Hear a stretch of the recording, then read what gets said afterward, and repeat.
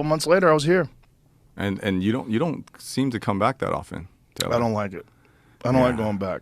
It feels shitty when I'm landing. It's too many people, man. I think when you get too many people in an area, you devalue people. You don't appreciate them as much. They become absolutely. a hindrance. I live in a pretty nice neighborhood in LA.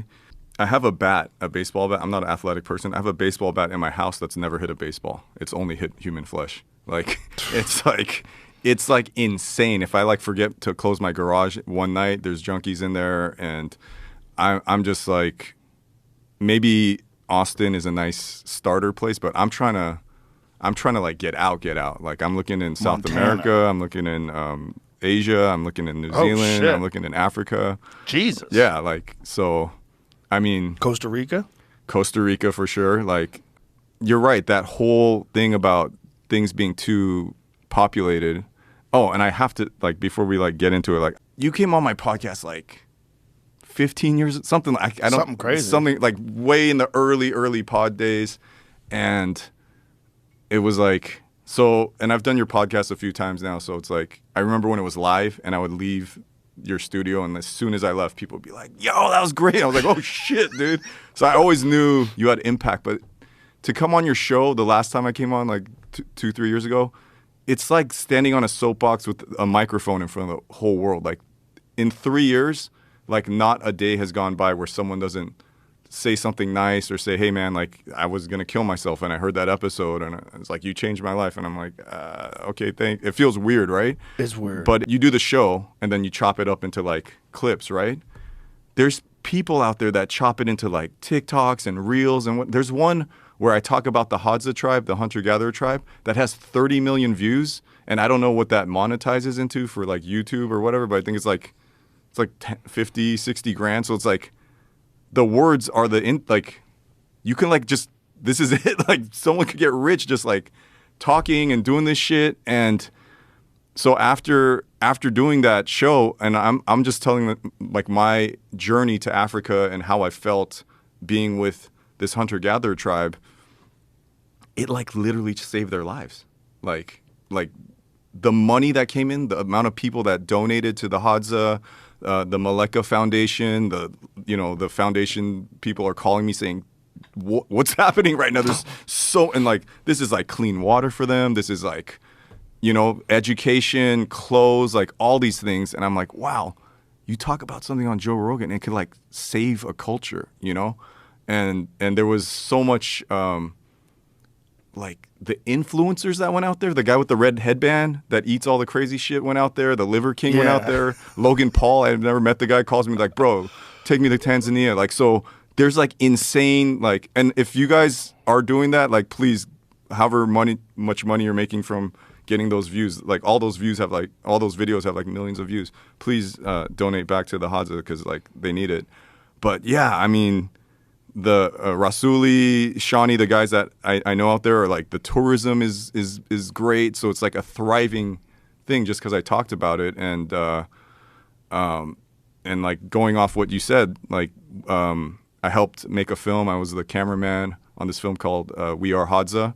If anyone out there wants, I just helped make it. It's just like the best documentary. It's like the first beginning to end baboon hunt and then skinning it, eating it. Like, you feel like you're living that lifestyle. So I'm not trying to be like Harrison Ford in like a Mosquito Coast, but like, I think Austin is a good buffer for the family. And then eventually I do want to fully go to kind of like, who am I kidding? Like, not fully hunter-gatherer, but like fully like a culture where it's like not that many people.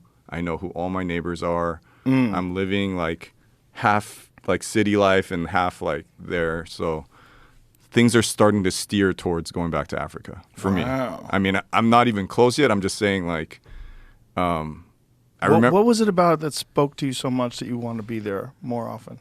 Well, like art, I'm an artist, right? And art is about expression and creating, but if you're saying I'm a professional artist, at some point there has to be a conversation about business, monetization, making money. And, we could get into all the AI shit, which is crazy. But you know, I go to Africa with the ego of like, I'm an important artist, you know, like, and I'm gonna like, so my backpack is mostly art supplies, right? And I get there, and there's a cave that we're living in for like a few weeks, and like, you know, if the weather's nice, we sleep on top of the cave, and if it's, you know, really raining or something, we sleep under the cave. And in the daytime, when like the real men are like hunting, I'm like, I'll give art lessons to the kids, you know, and because the kids have no art training, they're just raw, you know, and it's just what here's a bow and arrow, and they're just drawing like, and the drawings are like amazing, and I'm drawing them, and in my mind, I'm like, these are going to be like museum pieces, or like I'm going to archive them when I get home and put out a book and like donate all the money back to them. And so we spend the whole day drawing, and I'm like, these are like some of the best pieces of art I've ever, because it was fun, it was like in nature, it's with these guys that are not trained, you know, and I'm looking at it, and I'm like holding it like this, not to like, you know, smudge it or anything, and they're like, yeah. And wow, then the tribe look at comes you back. guys. Let's see the final result. You know, they got an animal, and I'm like, look at this art we made. And they're like, oh, that's cool. And we're on top of the cave, and they're like, cool. And they throw it off the cave. I go, wait. And I'm like, wait, what are you doing with that? I could have. And I go, oh yeah, hunter. Like they don't have anything. Yeah. They don't. Like, what do they have, a flat file out there? Like, and I was like, like it just hit me so hard in that moment. They're so present. It's not about like, oh, I'm living in the moment, and then I gotta like go home and edit it and like, you know, do. It's just like, we did it, we love it, and bye bye. It's a piece of paper in the wind now. And I was like, you know, and there was one that I drew like, you know, and I had it sketched, and I was like spending a lot of time. I was like, I'm gonna try it too. And I threw it off the cliff, and I was like, more of this.